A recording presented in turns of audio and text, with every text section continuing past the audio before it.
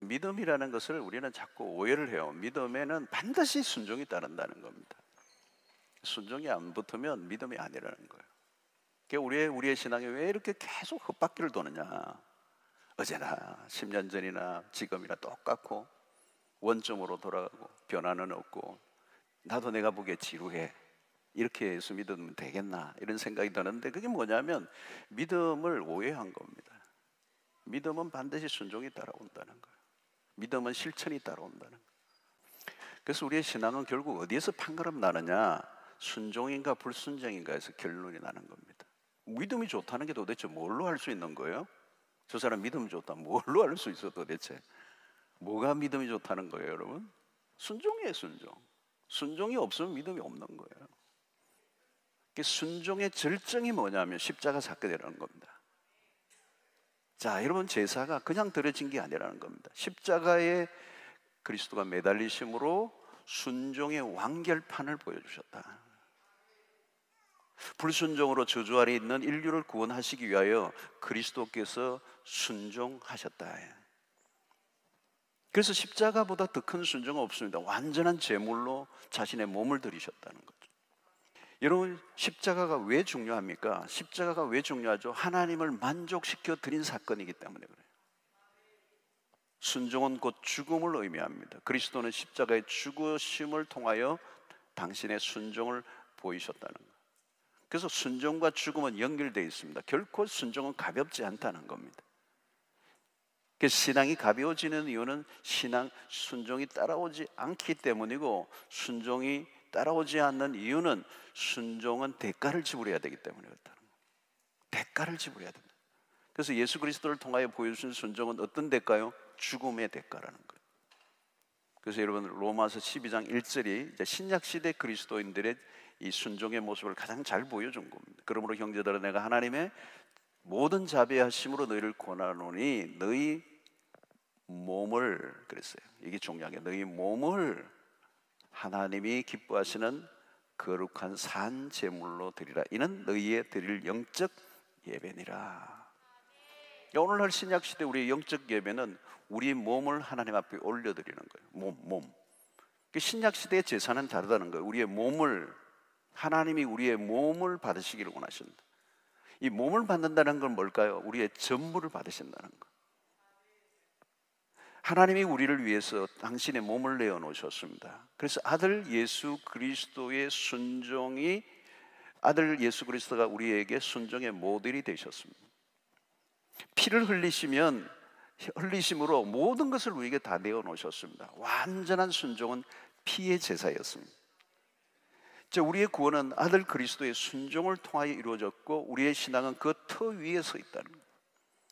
하나님이 무엇을 가장 기뻐하실까? 우리의 순종을 기뻐하신다. 하나님은 우리의 순종을 보시면서 기뻐하신다는 거예요.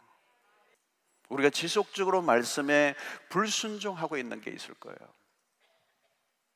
불순종이 습관화되면 자신도 모르게 내면 세계 속에 견고한 진이 형성이 돼요. 견고한 진. 이 견고한 진이라는 말이 뭘까요, 여러분?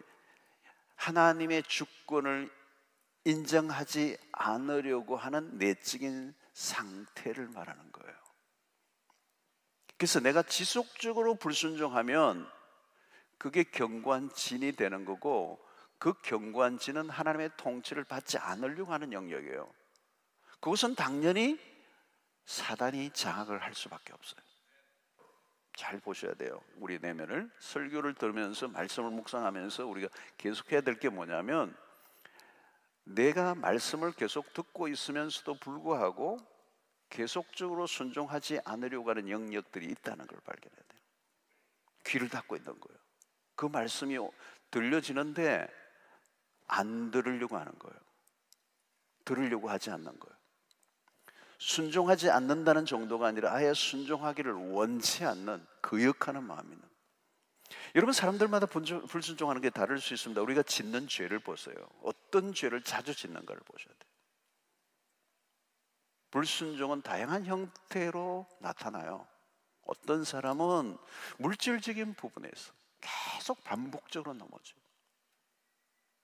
어떤 사람은 자녀 문제에서 계속 넘어지는 거. 어떤 분은 성적인 문제에서 계속 너무 쉽게 무릎을 꿇는 거. 어떤 사람은 감정적인 부분에서 실패를 자주 해요. 어떤 분은 특별히 어떤 것에 집착하고 강하게 집착하는 것들로 인해서 넘어지는 것들이 있어요. 여러분, 반복적으로 불순종하는 삶을 살면 반드시 삶의 영역들이, 그 영역은 허물어져 있는 것이죠. 여러분, 인간관계에 문제가 생기고 실패가 자주 오는 이유, 왜 인간관계가 계속 반복적으로 이렇게 깨어지고 더 깊이 나가지 못하는가? 그 어떤 것들이 반복되고 있는 데는 문제가 있는 것이죠. 비슷한 문제가 반복되는 거예요. 여러분, 그러면 그것은 그 안에 불순종하는 것들이 하루아침이 아니라 오랫동안 세월이 쌓여서 그것이 견고한 진이 되어서 내 내면 세계를, 하나님의 말씀을 받지 않는 어떤 독립된 영역이 있다는 것입니다. 그러면 그 불순종의 삶이 계속 우리에게 반복되고 그 반복이 우리의 인생에 고통을 가져다 주는. 사랑하는 성도 여러분, 불순종은 우리에게 고통을 가져오는 거예요. 순종은 우리에게 복을 누리게 하시고, 하나님은 이미 우리에게 복을 약속하셨지만 그 복을 누릴 수 있는 것은 순종으로 나아가는 것이죠. 여러분, 불안한 이유가 뭘까요? 여러분, 왜 불안하죠? 여러분, 불안한 이유가 뭘까요? 하나님의 말씀에 순종하지 않았을 때요. 여러분, 평안을 달라고 기도하지 마시고요, 순종하시면 돼요. 그러면 평안이 오게 돼 있어요. 아무리 나에게 평안을 달라고 마음에 평안을 달라고 기도해도요, 내가 불순종의 삶을 사는 동안에는 평안이 올 수가 없어요. 순종하는 자녀에게 준비해 놓으신 게 너무 많아요. 여러분, 이것은 하루아침에 될 수 있는 일이 아니기 때문에, 대가를 지불해야 되는 거기 때문에, 때로는 죽기까지 복종을 해야 되는 일이기 때문에 쉬운 일이 아닌 것입니다. 그래서 우리는 언제나 성령의 도우심을 구해야 하고, 우리는 주님으로부터 그 순종을 배워가는 것이죠. 머리끝부터 발끝까지 순종의 영으로 충만하게 해주시고, 부족하고 연약하지만 어떻게 해서라도 하나님의 말씀이 들려지면 말씀 그대로 순종하려고 애를 쓰면 하나님이 도와주실 줄로 믿습니다.